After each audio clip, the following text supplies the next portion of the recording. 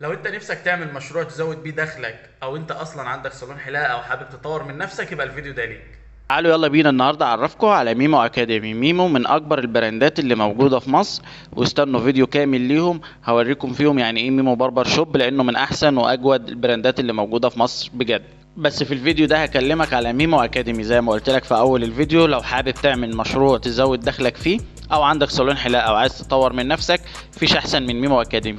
ليه بقى؟ لان ميمو اكاديمي اللي بيميزه كل ما هو جديد، هو دايما متابع السوق وبيعلمك كل حاجه جديده، وهيخليك تتعلم المجال من اوله لاخره، وكل ده في اقل من شهرين. زي ما بقول لك كده، اقل من شهرين.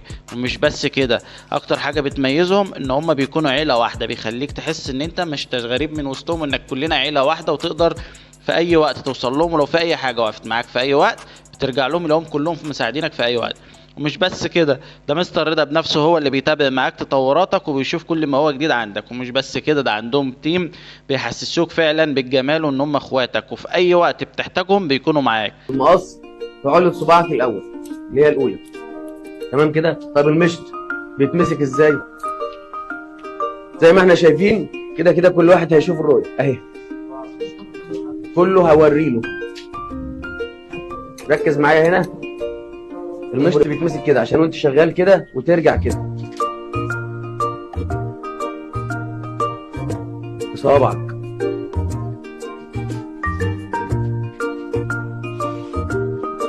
بصوابعك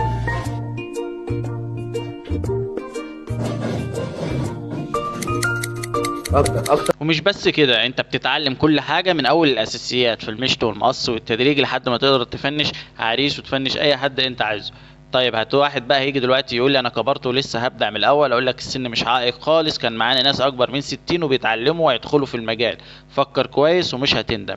هسيب لكم كل حاجة في الكومنتات. طيب هتقول لي ما هو الموضوع بيبقى صعب ومش من السهل ان حد يتعلمه في اقل من شهرين. اقول لك انا كنت فاكر زيك بالظبط كده، ولكن انا اخدت اسبوعين بس. بجد زي ما بقول لك، هم اسبوعين بس. هم بيتعلموا معاك وبيخلوك توصل لكل ما تتخيله بكل بساطة، لان بصراحة بيقفوا معاك خطوة خطوة لحد ما بتكون بروفيشنال زي ما قلت لك. من ورا الودان كده بالظبط نفس الكلام كده. كده دي صعبه. بجد يبقى مطوله لك دي جامد قوي، وحلقه لك الجناب جامد، وعامل لك دي كده هرم. لا مش حلو. امشي بطبيعه الشعر، بطبيعه عمر لو عمل تدريجات، عمل قصات، اي حاجه هتلاقي عليه. بس هو وشه في هدوءه بشكله في طبيعته.